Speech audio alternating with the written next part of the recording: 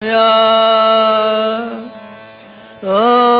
भूर्भुवः स्वः तत्सवितुर्वरेण्यं भर्गो देवस्य धीमहि धियो यो न प्रचोदयात्।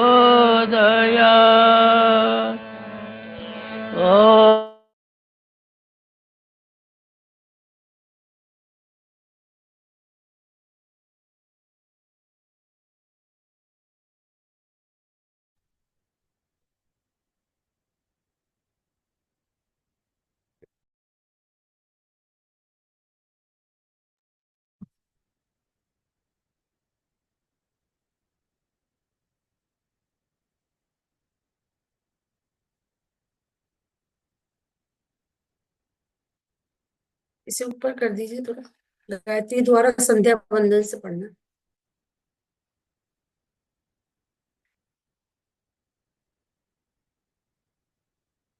सभी को प्रणाम। आरंभ करते हैं आज का स्वाध्याय। परम पूज्य गुरुदेव परम वंदनीय माता जी की सूक्ष्म उपस्थिति में उनके चरणों का वंदन करते हैं, चरणों का हृदय में ध्यान करते हैं। गायत्री मंत्र।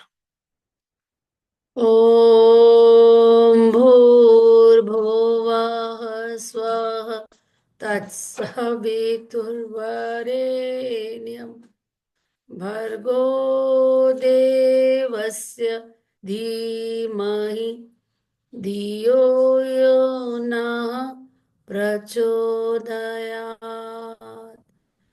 ओम गुरुर्ब्रह्मा गुरुर्विष्णु गुरुरेव महेश्वर गुरुरेव परब्रह्म तस्मै श्री गुरुवे नमः। तस्मै श्री गुरुवे नमः।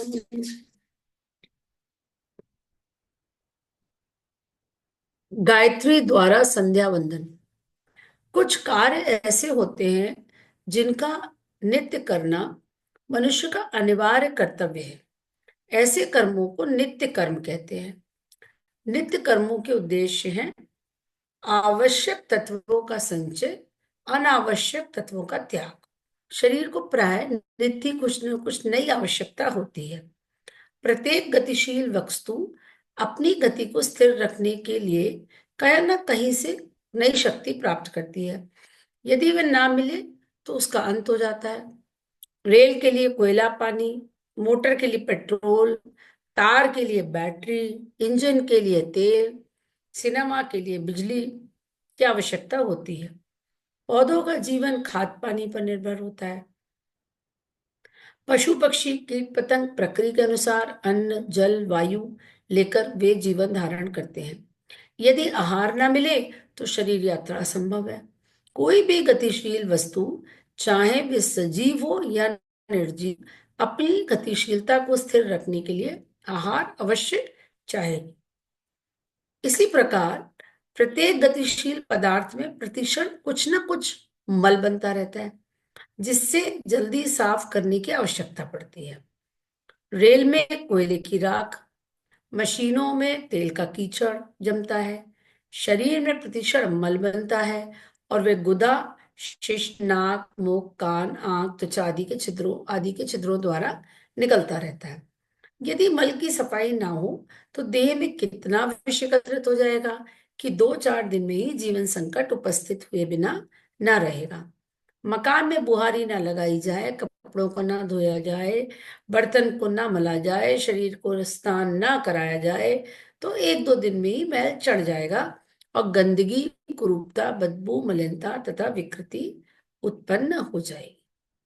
तो गतिशीलता मतलब अगर जीवन है तो जीवन के लिए कहीं ना कहीं से किसी ना किसी प्रकार से शक्ति चाहिए होती है और साथ साथ उसके जो गंदगी इकट्ठी होती है उसकी सफाई करनी पड़ती है। आत्मा सबसे अधिक गतिशील और चैतन्य है। उसे भी आहार की और मल विसर्जन की आवश्यकता पड़ती है।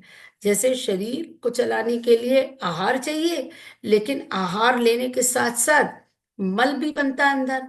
और मल जो है वो आपका गुदा मार्ग से मतलब पॉटी के रास्ते या टॉयलेट मतलब यूरिन के रास्ते, पसीने के रूप में, आंख से कीचड़ निकलती है, कान में वैक्स बनता है, आपके शरीर सब प्रकार से जो है ये गंदगी शरीर से बाहर निकलती है। अगर गंदगी की सफाई ना करी जाए तो टॉक्सिन्स इकट्ठे हो जाएंगे।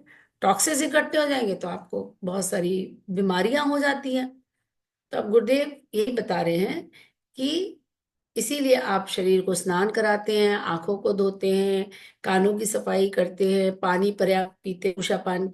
उषा पान जो हम लोग बताते हैं उसके पीछे यही उद्देश्य होता है ना कि किस तरह से आप टॉक्सिन्स को निकालेंगे। अब गुरुदेव लिख रहे हैं कि आत्मा सबसे अधिक गतिशील और चैतन्य है, तो आत्मा को भी आहार और मल विसर्जन की आवश्यकता पड़ती है शरीर की तरह। तो आत्मा का क्या आहार है?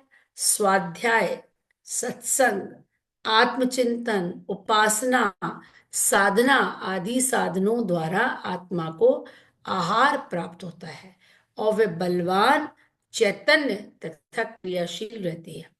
इसको अंडरलाइन कर लेना चाहिए हमको। स्वाध्याय, सत्संग, आत्मचिंतन, अपने अंदर झांकना, अपने अंदर देखना कि हमारा जीवन किस दिशा में जा रहा है, हम अपने उद्देश्य के प्रति सजग हैं कि नहीं, हम अपने लक्ष्य के प्रति बढ़ रहे हैं कि नहीं, हमारे अंदर कोई किसी प्रकार के विकृत चिंतन तो नहीं उत्पन्न हो रहा है, हमारे अंदर लोभ मोह अहंकार तो नहीं बढ़ रहा है। सारे चिंतन मतलब अपनी डे टू डे गतिविधि में कभी कभी उतार चढ़ाव आता है जीवन में, कोई ऐसी घटना होती है जिसके अंतर्गत आपका जो आत्मिक स्थिति है वो थोड़ी हिल जाती है। आप स्थिर चल रहे हैं, लेकिन कभी कोई ट्रिगर ऐसा आया जिसमें आपको क्रोध भी आता है, आपको ईर्ष्या भी होती है, तो वो आत्मचिंतन, अपने अंदर झांकना कि हमारी आत्मिक स्थिति किस लेवल की है, किस स्थिति में है। उपासना, उपासना यानी ईश्वर के पास बैठना, साधना आदि साधनों द्वारा आत्मा को आहार प्राप्त होता है। ये नियमित हमें अपनाने हैं क्योंकि ये इसी से हम हमारी आत्मा को पोषण मिलेगा और तब वो अधिक बलवान, चैतन्य तथा क्रियाशील रहती है।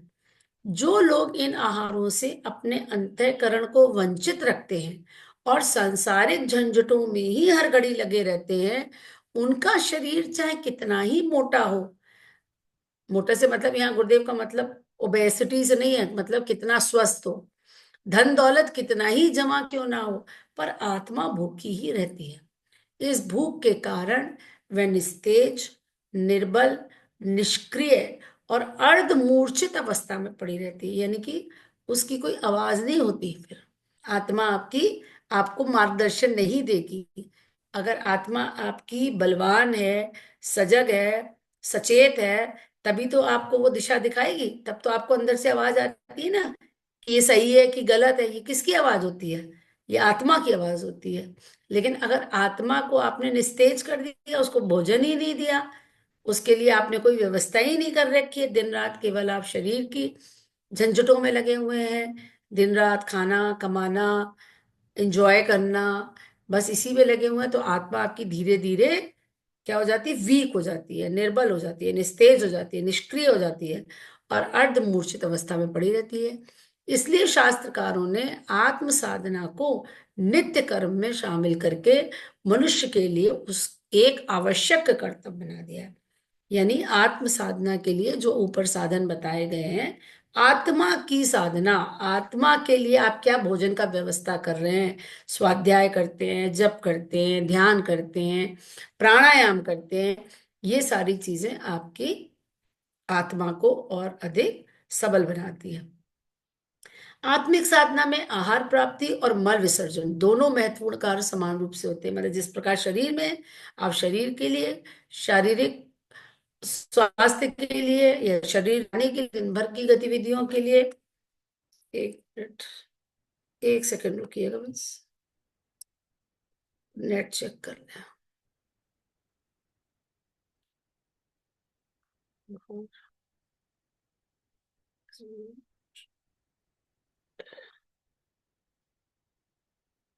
ये बाहर का किसी ने स्विच बंद कर दिया क्या?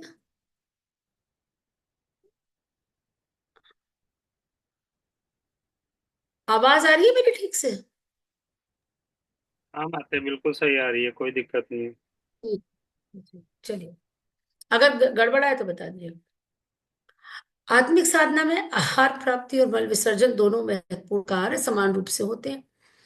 जिस तरह शरीर के लिए आप आहार की व्यवस्था करते हैं और मल विसर्जन होता है, उसी प्रकार आत्मिक साधना में भी दोनों कार्य साथ साथ होते हैं।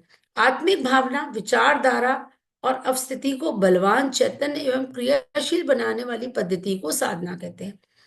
जिस प्रकार हमारी जो आंतरिक भावनाएं हैं, जो हमारी सोच है, जो हमारी अपने बारे में धारणा है, जो स्थिति का अवलोकन है, उस सब को अगर हमको अधिक बलवान, चैतन्य और क्रियाशील बनाना है, उसी को हम कहते हैं साधना। मतलब निरंतर ये साधना करनी है।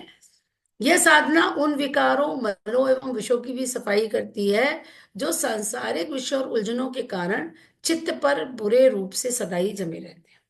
चित्त पर क्यों जम रहे हैं? भाई हम सुबह उठे, आज मान लीजिए हमारी मेड नहीं आई, तो मनी मन हमने उसको 10 बातें सोच ली। झूठ बोल रही होगी, उसने कह दिया बीमार है, अरे बहुत बहाना करती है, बहुत झूठ बोलती है। सुबह सुबह हमने अपने चित्त पे उसके प्रति एक दुर्भावना क्रिएट कर ली। फिर आगे बढ़े, दिन भर में लोग 10 लोगों से मिले, कि किसी से किसी तरह का इंटरेक्शन हुआ, गुस्सा आया, कुछ हुआ, किसी ने मान लीजिए किसी ने कोई हमारे साथ छल कपट किया, कोई भी कारण हो सकता है। दिन भर की जो हमारे मिलना जुलना गतिविधियां होती हैं, घर में ही, अंदर ही, है ना, आपसी बच्चों को डांट दिया, बच्चों की बात का मतलब बच्चे बात नहीं सुन रहे तो उनपे क्रोध कर दिया। कुछ ना कुछ ऐसा होता रहता है जो चित्त पे जो है जमा होता है नेगेटिव रूप से। शरीर के लिए हम क्या करते हैं? शरीर को 2 बार स्नान कराना, 2 बार शौच जाना आवश्यक समझा जाता है। आत्मा के लिए भी ये क्रियाएं होनी आवश्यक है, इसी को संध्या कहते हैं। आत्मा क्या के ऊपर जो एक कलुषित लेयर जम रही है, एक कालिमा जम रही है, एक उसका भी तो विसर्जन करना है, उसकी भी तो सफाई करनी है, और उसी को हम संध्या कहते हैं। शरीर से आत्मा का महत्व अधिक होने के कारण त्रिकाल संध्या की साधना का शास्त्रों में वर्णन है। शरीर से अधिक महत्व किसका है? आत्मा का। क्यों? क्योंकि शरीर टेम्पररी है, आत्मा परमानेंट है। तो आप परमानेंट, आप वो देखेंगे ना, दूरगामी जो देखेगा लक्ष्य, तो आत्मा की उसकी आत्मा की पावर बढ़ाने की बात अधिक करेगा, बजाय इसके कि हम शारीरिक गतिविधियों में अधिक लगे रहें। तो शरीर से आत्मा का महत्व अधिक है, इसलिए कई शास्त्रों में त्रिकाल संध्या, मतलब 3 बार संध्या करनी चाहिए। 3 बार ना बन पड़े तो प्रातः साय 2 बार से काम चलाया जा सकता है। जिसकी रुचि इधर बहुत ही कम है, वे 1 बार तो कम से कम ये समझ कर करें कि संध्या हमारा आवश्यक नित्य कर्म है, धार्मिक कर्तव्य है। उसे ना करने से पाप विकारों का जमाव होता रहता है, भूखी आत्मा निर्बल होती चलती है। यह दोनों ही बातें पाप कर्मों में शुमार हैं। अतएव पातक भार से बचने के लिए भी संध्या को हमारे आवश्यक नित्य कर्मों में स्थान मिलना उचित है। तो जिस प्रकार शरीर के मल विसर्जन के लिए, अब आप एक दिन मान लीजिए आपको पॉटी ना हो, तो कितना अनईजी हो जाता है, आप खाना नहीं खा पाते हैं। आपको लग रहा है कि अरे आज तो पेट ही नहीं साफ हुआ, हम खाना कैसे खा सकते हैं। लेकिन आत्मा के प्रति हम सजग नहीं रहते कि आज हमारा जप नहीं हुआ, तो अब हमने विकार इकट्ठे कर लिए ना, या तो हम इतने नियम के पक्के होंगे, अगले दिन हम उसको डबल करेंगे, प्रायश्चित वाला भी करेंगे, नहीं तो उस पर यहाँ लेयर पे जम ये गई जो है। शब्द है पातक भार, ये यानी इस पाप के भार से। हाँ, पातक मतलब पातक मतलब पाप का भार। अतः पातक भार से बचने के लिए, पापों के भार से बचने के लिए भी संध्या को हमारे आवश्यक नित्य कर्मों में स्थान मिलना उचित है। ठीक है। तो जितनी सजगता हम शारीरिक स्वच्छता के प्रति रखते हैं, उतनी ही सजगता हमें अपने आत्मा पे जमी हुई कालिमा को साफ करने के लिए, या कोई पाप का बोझ न लग जाए उसको साफ करने के लिए, हमको उतना ही सजग रहना है। संध्या वंदन की अनेक विधियां हिंदू धर्म में प्रचलित है। उसमें उनमें सबसे सरल, सुगम, सीधी एवं अत्यधिक प्रभावशाली उपासना गायत्री मंत्र द्वारा होने वाली ब्रह्म संध्या है। इसमें केवल एक ही गायत्री मंत्र याद करना होता है। अन्य संध्या विधियों की भांति अनेक मंत्र याद करने और अनेक प्रकार की विधि विधान याद करने की आवश्यकता नहीं पड़ती। तो गुरुदेव ने बहुत इजी कर दिया है इसको। संध्या वंदन जो है आप देखेंगे कई प्रकार की संध्या वंदन की विधियां हैं शास्त्रों में, वेदों में अनेक प्रकार के संध्या वंदन के लिए प्रचलित है हिंदू धर्म में। लेकिन गायत्री की जो संध्या है वो एक सिंपल है, क्योंकि उसमें केवल एक ही गायत्री मंत्र का आपको जाप करना है। सूर्योदय या सूर्यास्त समय को संध्या काल कहते हैं। यही समय संध्या वंदन का है। सुविधा अनुसार इसमें थोड़ा आगे पीछे भी कर सकते हैं। त्रिकाल संध्या करने वालों के लिए तीसरा समय मध्याह्न काल का है। नित्य कर्म से निवृत्त होकर शरीर को स्वच्छ करके संध्या के लिए बैठना चाहिए। उस समय देह पर कम से कम वस्त्र होने चाहिए। खुली हवा का एकांत स्थान मिल सके तो सबसे अच्छा, अन्यथा घर का एक ऐसा भाग तो चुनना चाहिए जहां कम खटपट और शुद्धता रहती है। ये सब गुरुदेव हमें पहले नियम जो बताए उसमें बता चुके हैं। कुछ का आसन, चटाई, टाट या चौकी बिछाकर, पालती मारकर, मेरुदंड सीधा रखते हुए संध्या के लिए बैठना चाहिए। प्रातः काल पूर्व की ओर, सायकाल को पश्चिम की ओर मुंह करके, मतलब किस तरफ, जिस तरफ सूर्य देवता है उस तरफ आपको मुंह करना है। पास में जल से भरा पात्र रख लेना चाहिए। संध्या के 5 कर्म है, उनका वर्णन नीचे लिखा जाता है। गायत्री जब से पहले, जिसे हम कहते हैं ना 5 कर्म, षट कर्म जिसे कहते हैं, वो 5 कर्म है, उसकी व्याख्या नीचे कर रहे हैं, उसका वर्णन दे रहे हैं गुरुदेव। पहला है आचमन। जल में भरे हुए पात्र में से दाहिनी हाथ की हथेली पर जल रख लेकर उसका 3 बार आचमन करना चाहिए। वैसे जो अपनी पुस्तक है उसमें तो पहला पवित्रीकरण होता है, लेकिन इसमें गुरुदेव ने पहला आचमन दे रखा है ना। लेकिन वैसे हम लोग जब करते हैं तो उसमें पहला जो है वो पवित्रीकरण का मंत्र बोलते हैं। अब इसको ये हमको ये किसी से पूछना पड़ेगा कि इसमें क्यों नहीं दिया हुआ है, लेकिन इसीलिए यहाँ पे गुरुदेव 5 कर्म कह रहे हैं जबकि हम लोग षट कर्म कहते हैं उसको। तो खैर आप पवित्रीकरण से ही शुरू करेंगे क्योंकि वही प्रचलित विधि है। और गायत्री की दैनिक साधना अन्य पुस्तकों में भी षट कर्म का ही, यज्ञ की पुस्तक में भी षट कर्म का ही विधान है। तो सब सबसे ज्यादा डांट खाती थी। अरे पापा जाते एक दिन एक दिन पापा चिल्ला के "यार, पत्ता म्यूट कर दे इनको, म्यूट कर दीजिए इनको। हाँ। जल से भरे हुए पात्र में दाहिने हाथ की हथेली पर जल लेकर उसका 3 बार आचमन करना चाहिए। बाएं हाथ से पात्र को उठाकर हथेली में थोड़ा सा गड्ढा करके उसमें जल भरे और गायत्री मंत्र पढ़े। मंत्र पूरा होने पर उस जल को पी ले। तीसरी बार भी इस प्रकार करें। 3 बार आचमन करने के उपरांत दाहिने हाथ को पानी से धो डालें।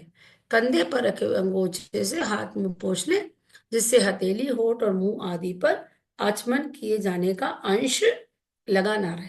कितने इंपॉर्टेंट, मतलब एक माइन्यूट माइन्यूट पॉइंट पे भी गुरुदेव ध्यान दे रहे हैं कि आपको 3 बार जल पीना है अपने दाहिने हाथ से। बाएं हाथ से जल डाला, दाहिने हाथ से उसका आचमन किया और 3 बार करने के बाद आपने हाथों को धो लिया। और उसके बाद कुछ आपके पास एक अंगोछा नहीं है तो एक रुमाल रख के बैठिए जिससे आप मुंह, हाथ, ओठ आदि को पोंछ लें। आचमन त्रिगुणमयी माता की विविध शक्तियों को अपने अंदर धारण करने के लिए है। 3 गुण है ना पूरी सृष्टि के, सत, रज, तम, सतोगुण, रजोगुण, तमोगुण। तो इस तीनों त्रिगुणमयी माता, ये माँ के भी 3 मतलब तीनों गुण माँ के अंदर है, तो उसके अनुसार जो विविध शक्तियां उसको धारण करना है आत्मन। प्रथम प्रथम आचमन के साथ सतोगुणी विश्वव्यापी सूक्ष्म शक्ति ह्रीम का ध्यान करते हैं और भावना करते हैं कि विद्युत सरीखी सूक्ष्म नील किरणें मेरे मंत्रोच्चारण के साथ साथ सब ओर से इस जल में प्रवेश कर रही हैं और उस शक्ति से ओतप्रोत हो रहा है। तो पहला है प्रेम शक्ति, सत की शक्ति, प्रेम। तो उसमें विद्युत सरीखी सूक्ष्म, है ना, जैसे तेज, जैसे प्राण की आप देखते हैं ना चमकते हुए पार्टिकल्स, उसी तरह से एक विद्युत सरीकी सूक्ष्म नील किरणें, नीले रंग की किरणें मंत्रोच्चारण के साथ साथ आपने जो जल लिया है उसमें प्रवेश कर रही है सब ओर से। आचमन करने के साथ में सम्मिलित सब शक्तियां अपने अंदर प्रवेश करने की भावना रखनी चाहिए, और आपके अंदर वही शक्तियां नीली किरणों के साथ अंदर प्रवेश कर रही है। सतोगुणी शक्तियां हैं। रीम का ध्यान करेंगे आप। फिर उसके बाद मेरे अंदर सद्गुणों का पर्याप्त मात्रा में प्रवेश हो। इसी प्रकार दूसरे आचमन के साथ रजोगुणी श्रीम शक्ति का पीत वर्ण किरणों को जल में आकर्षित होना है। पहले में रीम की शक्ति और किरणों का रंग होगा नीला। श्रीम की शक्ति दूसरे आचमन के साथ जिसका कलर होगा पीला, पीत वर्ण किरणों का जल में आकर्षित होना। और तीसरे आचमन में तमोगुणी क्लीम भावना की रक्त वर्ण लाल रंग की शक्तियों को अपने में धारण होने का भाव जागृत होना चाहिए। ये तो हम लोग नॉर्मली भूल जाते हैं, लेकिन हाँ इसको हम कर सकते हैं तीनों मंत्र के साथ। पहले में ह्रीम का, जिसमें कि नीली किरणें हमारे जल में एब्जॉर्ब होकर हमारे अंदर धारण हो रही हैं। दूसरे में श्रीम शक्ति की पीतवर्ण किरणें, वो हम धारण कर रहे हैं जल के साथ साथ। और तीसरी रक्त वर्ण की, मतलब लाल रंग की किरणें क्लीम की शक्ति के साथ हमारे अंदर आ रही हैं। जैसे बालक माता का दूध पीकर उसके गुणों और शक्तियों को अपने में धारण करता है और परिपुष्ट होता है, इसी प्रकार साधक मंत्र बल से आचमन के जल को गायत्री माता के दूध के समान बना लेता है और उसका पान करके अपने आत्मबल को बढ़ाता है। इस आचमन से उसे त्रिविध ह्रीम श्रीम क्लीम की शक्ति से युक्त आत्मबल मिलता है। तदनुसार उसको आत्मिक पवित्रता, सांसारिक समृद्धि और सुदृढ़ बनाने वाली शक्ति प्राप्त होती है। ठीक है, तो इसका लाभ क्या होगा? आपका आत्मबल विकसित होगा, मंत्र की शक्ति के माध्यम से आपकी पवित्रता बढ़ेगी, आत्मिक पवित्रता और सांसारिक सुख समृद्धि, सभी चीजों को प्राप्त करने के की शक्ति आपके अंदर बढ़ेगी। दूसरा है शिखा बंधन या वंदन, दोनों ही। आचमन के पश्चात शिखा को जल से गीला करके उसमें ऐसी गांठ लगानी चाहिए जो सिरा नीचे से खुला हो, इसे आधी गांठ कहते हैं। गांठ लगाते समय मां गायत्री मंत्र का उच्चारण करते जाना चाहिए। शिखा मस्तिष्क के केंद्र बिंदु पर स्थापित है। ये पूरा पूरा सिर है ना, सिर का ये सेंटर है, शिखा केंद्र है, ये सेंटर शिखा का स्थान।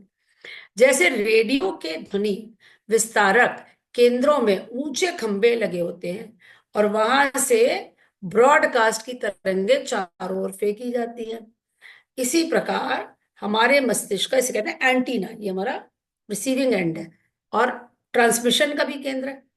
इस प्रकार हमारे मस्तिष्क का विद्युत भंडार शिखा स्थान पर है। उस केंद्र में से हमारे विचार, संकल्प और शक्ति परमाणु, एटम्स, हमारे विचार के, संकल्प के, शक्ति के परमाणु हर घड़ी बाहर निकल निकल कर आकाश में दौड़ते हैं, जो तरंगे। यहाँ से हमारे जो भी अंदर हमारे मस्तिष्क में विद्युत है, हमारे विचारों के माध्यम से, संकल्प के माध्यम से, वो एक उसकी तरंगे, उसके परमाणु यहाँ से निकलकर आकाश में दौड़ रहे हैं। इस प्रवाह से शक्ति का अनावश्यक व्यय होता है। अब ये तो होता रहता है कॉन्स्टेंटली, है ना। अगर कंट्रोल नहीं है तो ये बराबर बराबर विचार आते भी रहते हैं और उनका क्षय भी होता रहता है। उनको वो पूरे ब्रह्मांड में घूमते भी रहते हैं, मतलब यहाँ से निकलते रहते हैं।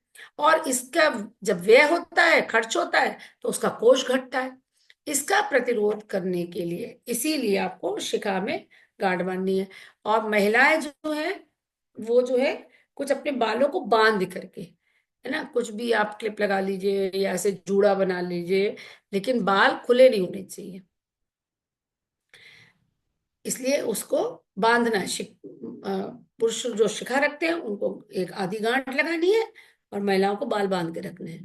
सदा गांठ लगाए रहने से एक आपकी विचार होगा मानसिक, जिसके कारण ये कहा जाता है कि भाई बाल खुले नहीं रखने हैं। हाँ एक कारण ये भी है, लॉस नहीं होगा आपका, व्यय कम होगा। और उपासना करते समय तो विशेष तौर से और महिलाओं के लिए तो कहते भी कि सिर ढक करके करना चाहिए। सदा गांठ लगाए रहने से अपनी मानसिक शक्तियों का बहुत सा अपव्यय बच जाता है। ये इंपॉर्टेंट है। देखिए, इसका कारण बहुत अच्छा मिला ना कि आधी गांठ इसलिए लगानी है कि आपकी जो मानसिक शक्तियां है उसकी विद्युत तरंगे ब्रह्मांड में लोप ना हो जाए, तो उससे उसका अपव्यय ना हो। संध्या करते समय विशेष रूप से गांठ लगाने का प्रयोजन यह है कि रात्रि को सोते समय ये गांठ प्राय शिथिल हो जाती है और खुल जाती है। फिर स्नान करते समय केश शुद्धि के लिए शिखा को खोलना पड़ता है। संध्या करते समय अनेक सूक्ष्म तत्व आकर्षित होकर आप अपने अंदर स्थिर होते हैं। वे सब मस्तिष्क केंद्र से निकलकर बाहर ना उड़ जाए। आपने जब संध्या करी, आपने जब किया तो उनको धारण किया, आप कर रहे हैं धारण, तो वो उनका लोप ना हो जाए, वे सब मस्तिष्क केंद्र से निकलकर बाहर ना उड़ जाए और कहीं अपने को साधना के लाभ से वंचित ना रहना पड़े। इसलिए शिखा में गांठ लगा दी जाती है। इसमें गांठ लगा देने से भीतर भरी हुई वायु बाहर नहीं निकल पाती। साइकिल के पहियों में एक एक छोटा सा वो नहीं होता है वॉल्व, भरते हो फिर उसको लगा देते हो तो वो बाहर नहीं निकलती है। फुटबॉल के भीतर की रबड़ में हवा भरने की एक नली होती है जिसमें गांठ लगा दी देने से भीतर भरी हुई वायु बाहर नहीं निकल पाती। साइकिल के पहियों में भरी हुई हवा को रोकने के लिए भी एक छोटी सी बॉल ट्यूब नामक रबड़ की नली होती है जिसमें होकर हवा भीतर तो जा सकती है, बाहर नहीं आ सकती। गांठ लगी हुई शिखा का भी यही प्रयोजन है। वे बाहर के विचार और शक्ति समूह को ग्रहण करती है। आप ध्यान कर रहे हैं, आप साधना कर रहे हैं, आप जप कर रहे हैं, तो डेफिनेटली उसकी तरंगे, उसकी जो वाइब्रेशंस हैं वो तो आपके अंदर आएंगी, मंत्र की तरंगे, और शक्ति भी आएगी, लेकिन बाहर नहीं जाएगी। वो भीतर के तत्वों को अनावश्यक व्यय नहीं होने देगी। बाहर के विचार शक्ति समूह को ग्रहण करेगी, अंदर के विचार और विद्युत को उसको बाहर जाने से रोकेगी। आचमन से पूर्व शिखा बंधन इसलिए नहीं होता क्योंकि उस समय त्रिवृत शक्ति का आकर्षण जहाँ जल द्वारा होता है वह मस्तिष्क के मध्य केंद्र द्वारा भी होता है। इस प्रकार शिखा खुली रहने से दूसरा लाभ होता है, तत्पश्चात उसे बांध दें। ये इंपॉर्टेंट है कि जब आप आचमन कर रहे हैं तो आप चूंकि उसमें ह्रीम श्रीम क्लीम तीनों शक्तियों को और तीन रंगों के माध्यम से अट्रैक्ट कर रहे हैं, अपने अंदर धारण कर रहे हैं, तो अगर उस समय शिखा बंद होगी तो उसको धारण करने में एक अवरोध टाइप का होगा, तो वो ना करें, उसके बाद शिखा को बांध लें। तीसरा है प्राणायाम। देखिए लंबा है तो टाइम अभी तो है, चलिए थोड़ा सा पढ़ते हैं। संध्या का तीसरा कोश है, संध्या का तीसरा कोश है प्राणायाम अथवा प्राण आकर्षण। गायत्री की उत्पत्ति का वर्णन करते हुए पूर्व पृष्ठों में ये बताया जा चुका है कि सृष्टि दो प्रकार की है। जड़ अर्थात परमाणुमयी, मतलब जो जड़ है वो एटम से बनी हुई है। चैतन्य अर्थात प्राणमयी, एक एटम वाली एक प्राण शक्ति, चैतन्य जो है प्राणों से बनी हुई है। निखिल विश्व में जिस प्रकार परमाणुओं के संयोग वियोग से विविध प्रकार के दृश्य उपस्थित होते रहते हैं, उसी उसी प्रकार चैतन्य प्राण सत्ता की हलचलों से चैतन्य जगत की विविध घटनाएं घटित होती है। जैसे वायु अपने क्षेत्र में सर्वत्र भरी हुई है, उसी प्रकार वायु से भी असंख्य गुना सूक्ष्म चैतन्य प्राण तत्व सर्वत्र व्याप्त। वायु अपने क्षेत्र में सर्वत्र भरी हुई है, उसी प्रकार वायु से भी असंख्य गुना, वायु से भी कई गुना ज्यादा सूक्ष्म चैतन्य तत्व प्राण सर्वत्र व्याप्त है। प्राण तत्व वायु से कहीं ज्यादा है।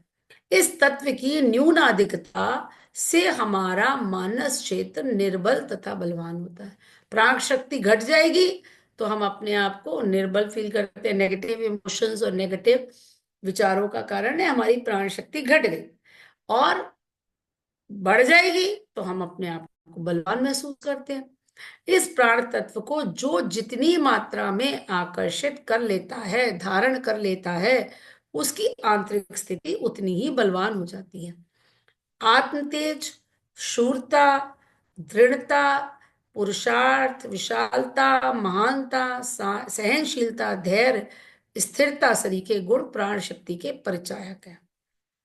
जिनमें प्राण कम होता है वे शरीर से स्थूल भले ही हों, बट डरपोक, दब्बू, झेपने वाले, कायर, अस्थिरमति, संकीर्ण, अनुदान, स्वार्थी, अपराधी मनोवृत्ति के, घबराने वाले, अधीर, तुच्छ, नीच विचारों में ग्रस्त एवं चंचल मनोवृत्ति के होते हैं।